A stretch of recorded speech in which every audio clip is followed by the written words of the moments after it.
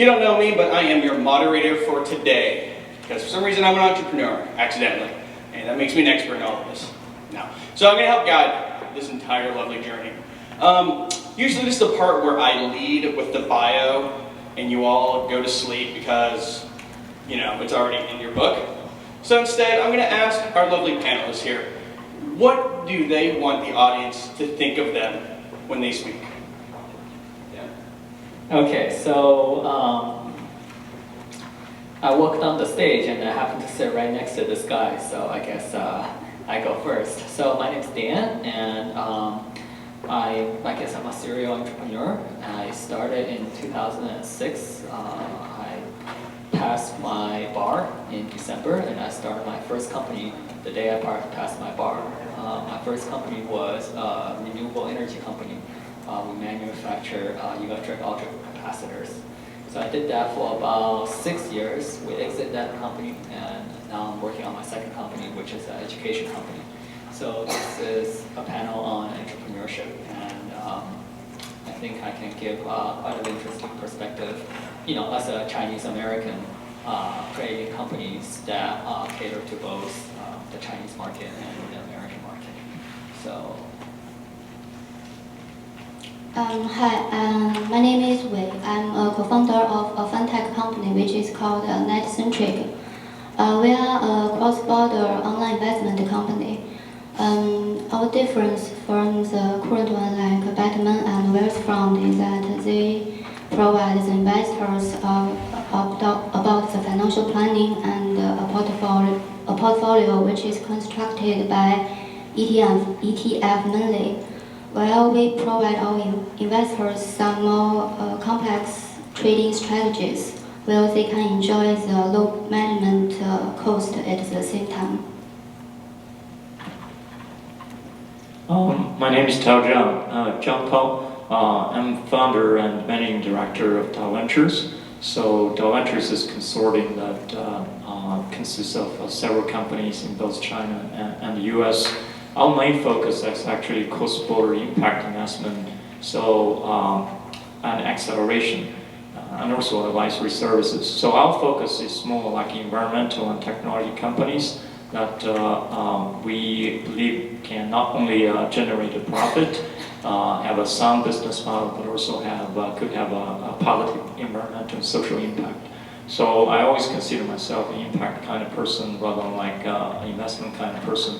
So I think that's more back in China. That's, you know, people know more as the impact investor rather than like the traditional kind of investor. Well, first of all, just want to thank the hosts for inviting me here today and for convening such a big crowd on a late summer Saturday here in DC. Thank you all for coming. My name is Victor Duncan. I am the China lead for a nonprofit that is actually headquartered in New York, but I work at an office here in DC called the Business Council for International Understanding, BCIU. BCIU was founded in 1955 as a White House initiative as part of President Eisenhower's people-to-people initiatives, and we were the commercial diplomacy component of that. We are a neutral facilitator of business to government dialogue. And so I cover China, so my perspective today really comes from the US-based multinational company that is invested in China or seeking to expand in China. What are their concerns? What are their issues? What are their challenges? And what are the opportunities for them going forward? So I'm not an entrepreneur in that sense. I'm not a business person, but I'm a resource for businesses who are looking to expand cross-border investment. All right, first, if we can get a volunteer to get a second mic up here, that would be awesome. One of you guys in the back. Oh, perfect. And second, you guys may be wondering why I passed out those cards. So instead of a typical Q&A where, you know, guys stand up and whatnot, during the entire panel, I'd like you to flip the card back around and write your questions. When you finish, stick it up in the air, and then a volunteer will come and pick it up and hand it to me. So at the very end, we'll get to your questions. We'll see how pressed for time we are. All right, so we're going to make things a little bit interesting because we need to know exactly who we're talking with so we can tailor the topic to. So I have a couple quick questions for the audience. Let's actually just do a show of hands to make it real fast. So who here runs a business themselves? Okay. Who is thinking about starting a business? Interesting. Okay. Who thinks it's easier to start a business in the United States? Raise your hand. Who thinks it's easier in China? Okay, a little bit undecided. That works out. All right, thank you for that. Helps clarify. So, the first topic I'd like to talk about with you guys, business culture. It's quite fascinating. Tao, I know that you've had a ton of experience working at Verizon, all these different companies. Dan coming over here to the U.S. and starting your own company here. I'm curious on your guys' thoughts on the business culture from what you've seen. For example, I hear a lot from my entrepreneur friends that Americans are really fake. They describe us almost like as peaches. We're very fuzzy on the outside, we're warm, we're friendly, but if you get too close, don't want to deal with that at all. I'm curious on what you guys have seen and what you compare between the US and China. Okay, well, I guess I start since I sit right next to him. Okay, so business culture. I definitely think it's easier to start business in the United States because things are relatively more transparent. I'm a lawyer myself, so if you just follow the rules, things will generally go okay. You have a great idea, you test it out in the market, you use the lean startup method, and you test it out until something works, and then you scale up. From my experience, obviously I'm simplifying it, but things pretty much work. Whereas in China, I think it's a little bit more complicated because a lot of things they have to go through government. You need to make sure that the government conduit are smooth and in a lot of sectors are highly controlled, so you have to make sure that you get all the barriers out of the way. And on top of that, there are I personally don't drink alcohol, and it seems like in China you have to down a large amount of alcohol to get anything done. So I have a person in Beijing who drinks alcohol for me because that makes things easier. And I grew up here in the United States. I'm Chinese, but I came here when I was a little kid, so I guess my thinking is mostly Americanized thinking. So this last 11 years of working with Chinese business has been a learning experience for myself. I guess it's kind of discovering things which I didn't know. And but if just asking the question whether it's easier to work a business here or in China, I would say it's definitely here. And not coincidentally, if you look at the Unicorn Club, that is startups that are worth over $1 billion. Overwhelmingly, over half of them are in the United States, with about 20% in China, 20% in Europe, and then rest. Actually, I don't think there is any. There's a few in India. So that's my 2 cents. It's fascinating that you bring the lean startup, because I noticed working with startups here in DC, there is a love and fascination of the lean startup using minimal viable products. A huge trend over here in the US. I'm curious with our panelists here, what you're seeing in China and the startup scene. And Victor, I know that working with larger companies, what type of trends you've been seeing both here in the US and in China?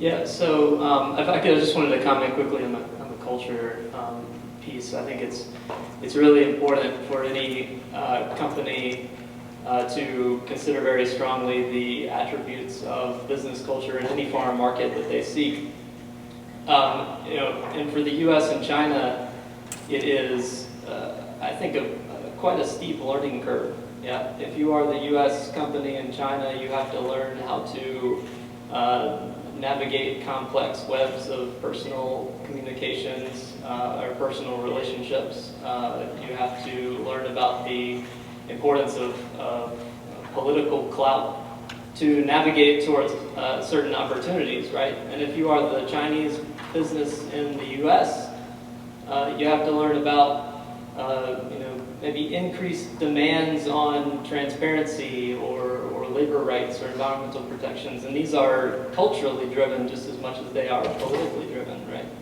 And it's equally as important, if not more, to do as much due diligence as you can on the attributes of the culture of the market that you are seeking. Look at the mobile phone industry, for example, and this goes both ways. So many have tried and struggled and failed because they were not able to adapt a piece of technology, a device, or a software platform to the behavioral patterns in that other market. And so, you either have to partner with a tested and trusted and credible business partner and do all your due diligence and be very patient, or consider whether that market is right for you. I mean, there are lots of emerging markets and rising middle-income countries where technology has not espoused to some degree around cultural or behavioral patterns, though you certainly can't ignore the U.S. or ignore China. Is there something that you've seen us Americans you've had to constantly explain over and over for those who are just starting to enter into the Chinese market? To the point where you're like, oh man, I wish people knew that this was common knowledge, but it always just keeps popping up. Yeah, I guess it comes back to just that point about navigating personal relationships. It's not, in the United States, it's much more, yes, it's about relationships, it's about politics and leveraging your network, but it's also maybe more about what's on paper and things that are codified and having a robust legal system behind you in some cases. Whereas in China, it's different, right? So I think everybody's aware of those, but it's harder to put them in practice. Okay, so I'm just going to jump in a little bit. So I'm going to put in a little bit more blunt term of what he said. So if you're American, you want to do business in China, make sure you get a local partner. And that will save you a lot of heartache, a lot of time. I'll give you a really quick example. I had a client in China, and he wants to create a plastic factory in a large Chinese city. The city has tons of natural gas, perfect for a plastic factory, and there's only one plastic factory in that city. So this client, which is a multinational company, spent over $30 million procuring the land, everything, and they could never get the permit to build this plastic factory. And so finally, he hired my father, who's a China specialist, and we figured out the problem in 2 weeks. The city's mayor's son-in-law runs the other plastic factory. So basically we went to him and said, you will never, ever get that permit. So, but he wasted all that money, right? So us American, and I made this mistake before, we are accustomed to a certain way of doing business. We're accustomed to transparency, to the rule of law. Whereas if you go into, and this is not just China, if you go into other countries, if you go to Africa, if you go into India, things are not what we're used to. And it will save you money and time by getting a trusted partner in China that knows the local culture. Now the key word is trusted. You have to be able to trust the person that you work with. And how you do that, it depends on you. But get someone who knows the local culture that can help you guide your way through will make things, I would say, infinitely easier, not just in China. I want to talk something about the innovation spirit of Chinese people and American people. People usually talk about that the American companies are founded on technology, while the Chinese companies are founded on the cheap labor force. Recently, I heard news that the Chinese government deployed some nuclear-powered drilling platform in the southern China Sea. And I think it's a very creative and strategic, smart move. So I ask myself, is the time we need to change our opinion about the Chinese innovation? Then I realized that we have this long history that we lead the world in some specific area of technology, such as the nuclear power. But broadly speaking, the Chinese companies and startups still lack the spirit of innovation. Take the P2P lending, for example. It starts in America in response to the collapse of credit market in the 2008 financial crisis. It only has several big players here, such as Lending Club, Prosper, and Undeck. But in China, we have more than 1,000 such platforms at its peak. Because it's a very easy business model to copy and it doesn't require much in aspect of technology. And so the result is that we don't have enough qualified projects and companies to invest it in. So the platform just become an illegal way to collect money. And then the government issued a series of commands to crush the P2P industry. And I found it's a very classic business story in China. My experience.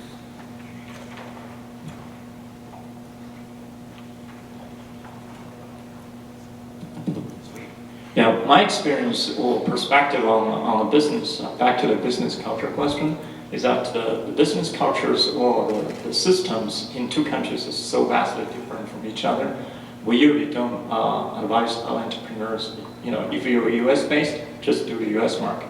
If you're China based, just do China. So as simple as that. We don't, because unless you, later in the stage, you become more better finance and are more established.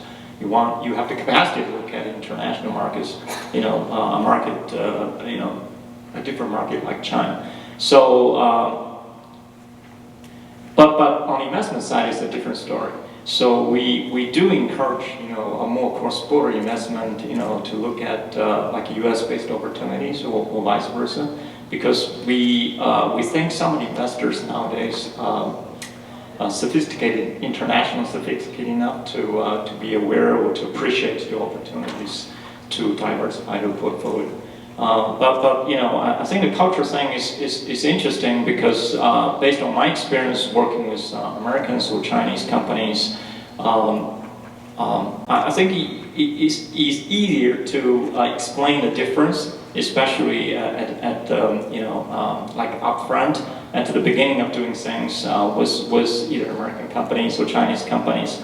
But it's really hard to get over the frustration part.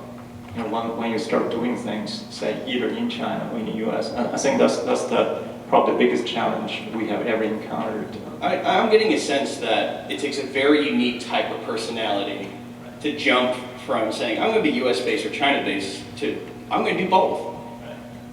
I'm curious if you can put a face to that, or what's for me, I describe entrepreneurs as part crazy, part inspiration. You have to be in order to tolerate the craziness that is making your own company. It sounds like it's even more insane for someone who's trying to bridge the gap between the two countries. I'm just wondering. I think at the end of the day, the similarity shared by entrepreneurs in both U.S. and China is that they have to be, they have to have the kind of perseverance, right, that an entrepreneur needs in order to be successful. They have to be crazy. But if you look at the facade, right, superficially, I think the U.S. companies or U.S.-based entrepreneurs tend to be more professional on the outside. and the emphasize transparency, but the Chinese entrepreneurs, they probably are more flexible, so to speak. But they have to be flexible. Like less professional? I wouldn't say less professional, but they are professional in a more Chinese sense. So, but they have to be that way because in order to be successful in China, they have to have a certain degree of flexibility. But I'm not using flexibility in a negative way. So it's more kind of flexibility in order to, because the China market is changing very fast. And if you look at the US market, I think it's more stable compared with the China market. But things in China are changing very fast. And so you have to be flexible to the extent so you can work more effectively with the customers, the different stakeholders you need to work with. And the other thing I think on the China side, the government plays a big role in every walk of life in China. So the entrepreneurs have to work with stakeholders from the government side, either at especially at the local level, in order to make things happen. And that's the kind of thing US-based entrepreneurs don't necessarily have to deal with on a daily basis. I'd like to jump on that point regarding what it's like for companies and entrepreneurs to deal and work with the government. There's, in the US at least, we have the great rise of the Tea Party saying like there's too much government encroachment, there's just way too much regulation. In China, the narrative, at least I'm hearing, is that regulations are decreasing. That's where the flexibility I'm hearing on the Chinese side. Very curious on what you guys have been seeing on your end. Do you see the government decreasing or increasing its reach? Where do I even start? Government plays a role in China that's a lot more than in the United States. And I think most of the people here are from China, so you guys know what I'm talking about.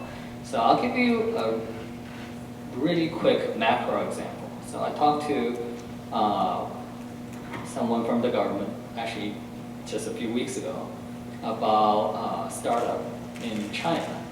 And I asked them why is startups in China valued higher, so high? Like in the American standard, Chinese startups are very expensive, even though it's more likely to fail and it's not as good as American companies, the technology at least. So he said that the Chinese premier had a push to diversify Chinese economy a few years ago, and they want to go away from manufacturing and go into the technology economy.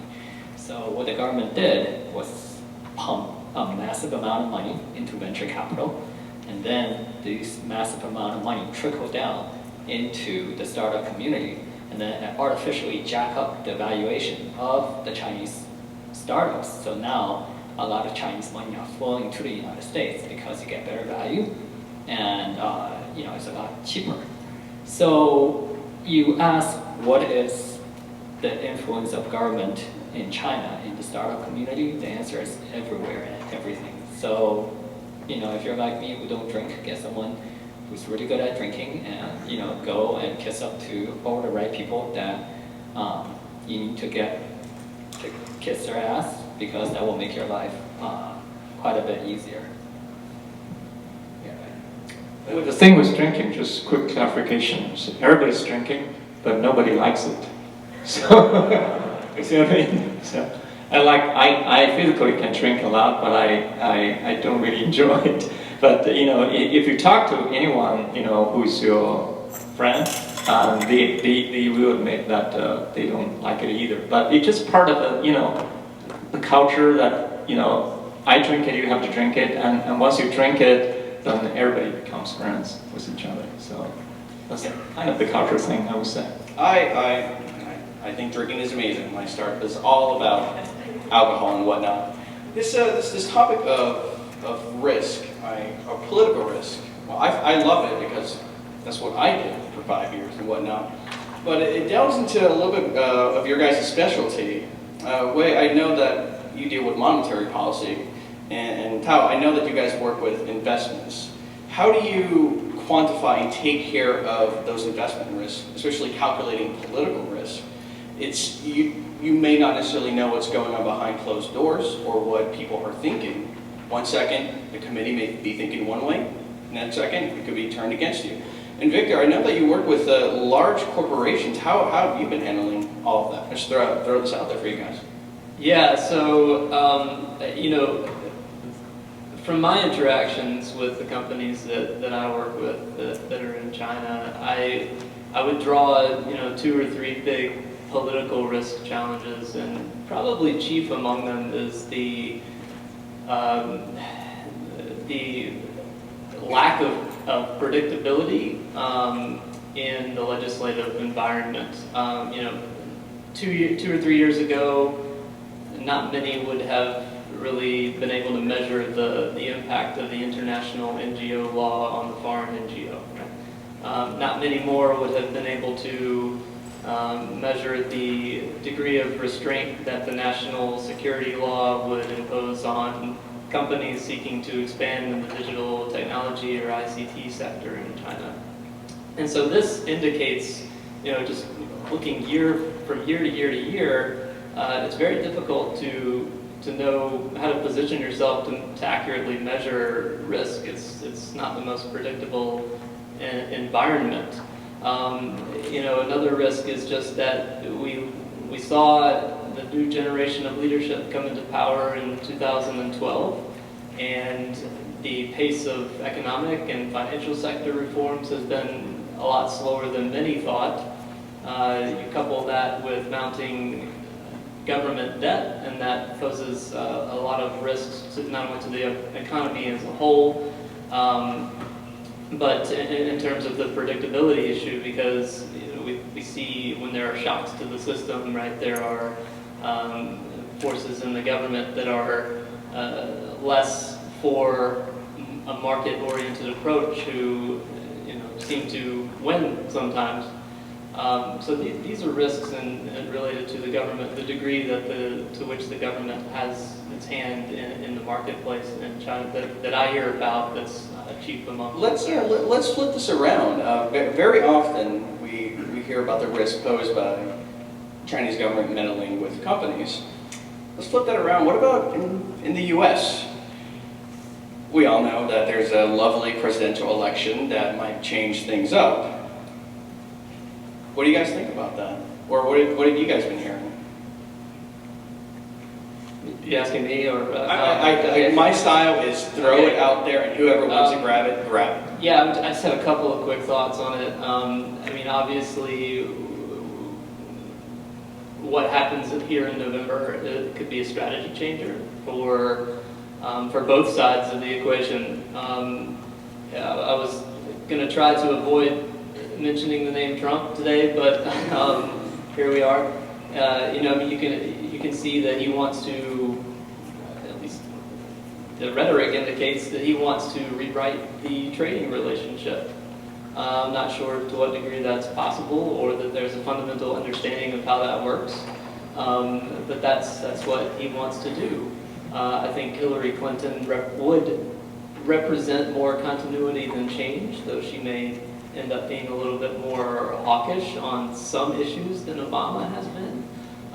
Strategic issues like the South China Sea issue, for example, maybe on currency.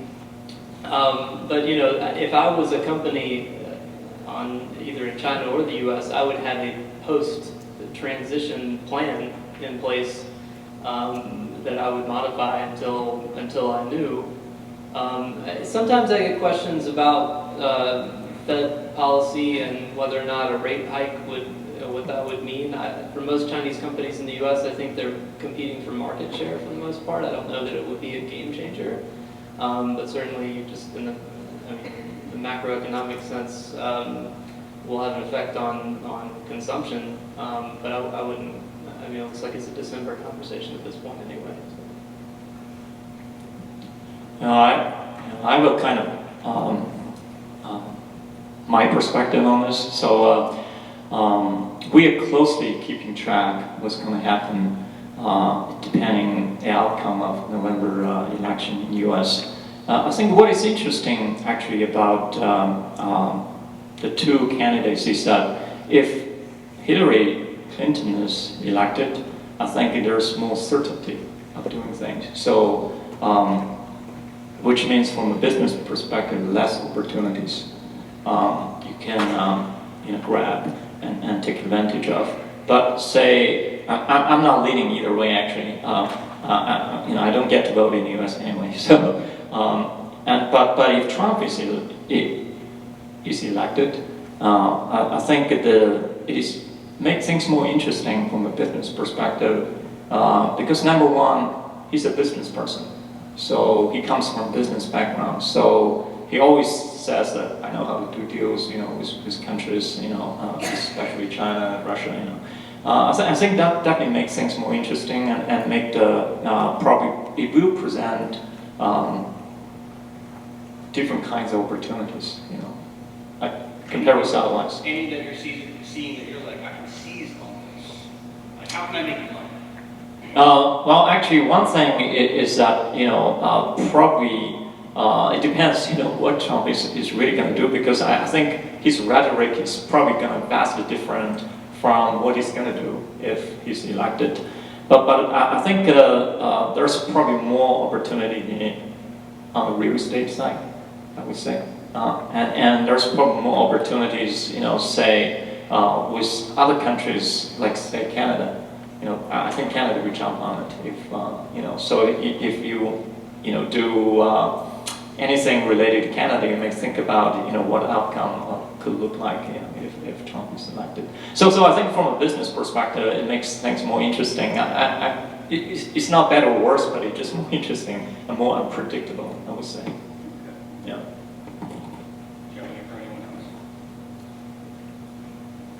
Okay, well,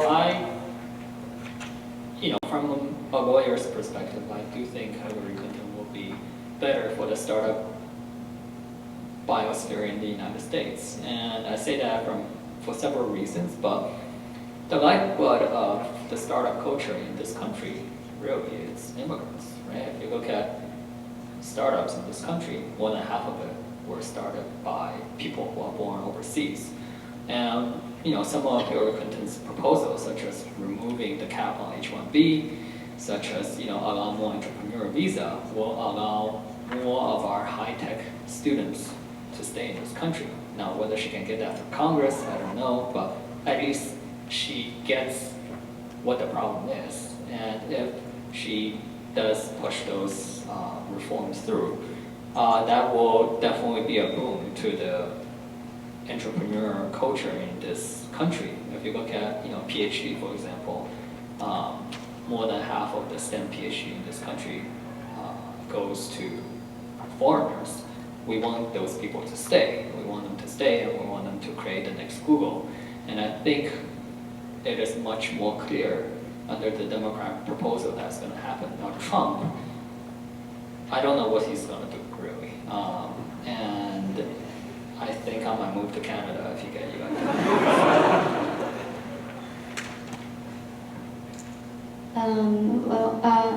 As we are a cross-border online platform, we did face some political risk. You know that in China, the money inflow and outflow and the capital account is under strict government control. And instead of seeing the deregulation in this area, actually it become more strict. The Chinese government just closed the application for QD, and it leaves a backdoor for the venture capital and the private PE investment abroad, but you need a specific approval from the State Administration of Foreign Exchange, and the process becomes more difficult recently. So I think the logic behind this move is similar to what Trump's calls for. Trump wants to leave, keep the job in U.S. and the Chinese government want to keep the fortune in China. But I think the requirement can't be supervised, and the Chinese government will need to find a way to channel this requirement and open the capital account. That raises a question in my mind, both those who are investors and those who deal with investors, with the rise of nationalism or patriotism in one's country. Are you seeing backlash in if you're an entrepreneur seeking outside foreign investment, or if you're an investor investing in other companies in other countries. Are you seeing a backlash? Are you seeing this rise, or is this just a false narrative that's going on? I think from an investment perspective, there's definitely more and more investment going overseas. But I think the investment into, say, technology companies is still at the beginning stage. So because there's still, like Chinese investors, like in the technology sector, they still prefer to invest in Chinese companies for the reason that they can more easily communicate with this company. They know, how to say manage this company if something happens. But it's really hard for them to do the same thing with like U.S.-based companies, like companies from Silicon Valley. So as far as Silicon Valley companies are concerned, or tech companies from the U.S., they're probably more willing to be like like co-investor. Say if already like especially a brand investor, an investor that is brand name has already invested in a certain deal, they're willing to follow suit. So that's kind of their calculated risk approach to doing investment. Do you see a trend moving away from syndicates, more like sole investors into a company? Like I'm curious. Yeah, there's like individuals or like some institutional investors that are doing things in the U.S. But that's more because they're like founders or managing partners. They have a lot of international experience, or they travel between U.S. and China, so they know both countries very well. And they can easily communicate with people from both sides. So there are definitely a bunch of people doing things like that. But as to the majority of investors in China that we deal with, I think is still more, if the money they invest in is still more Chinese at this point, and also from the US side it's the same thing. They prefer to invest in deals that where they can, say, drive for 2 hours and get access to. Yeah, I mean, I just raised around the money in China, and I think, as I said earlier, the value of Chinese startups are higher, and their quality is lower compared to the United States. So it makes sense to seek capital in China to arbitrage this difference, between the two countries. But how you do that is the hard part. How do you get the money out? How do you actually approach the investor to allay their concerns? So it's a long story. If you really want to know, come and find me afterward and I can tell you more. I'm curious, who has written down a question and would like to ask? All right, perfect. Well, it's Tony. Tony just flew in from a flight. So join on us over here. We got a chair for you. Perfect. Well, Tony, Towdy, actually, can you actually give Tony the mic? Thank you. So, who are you? Okay, cool. So let me give a brief introduction. So I'm Tony, and currently I'm still a student at USC senior year in Marshall School of Business. I actually started my own business like 3 years ago called Easy Transfer, which is a platform that helping all the international students paying their tuitions online directly using their country currency. So within 3 minutes, they can directly put the tuition amount down, and with only the information they need, that is the student ID number, and they can directly make the transactions online. And we charge only half of the price compared to the bank. And besides that, the time it takes is much quicker. We only need 2 days for the school to receive and show the funds in the student account, which is 3 to 5 days faster than traditional wire transfer. And besides that, within the past year, we get more than 38% in the third-party tuition payment system, the network, the whole market shares. And within this year, we estimately will have around 7 to 10, actually 20 to 30 million dollars transactions within next month. Though that's the estimation. Nice, very nice.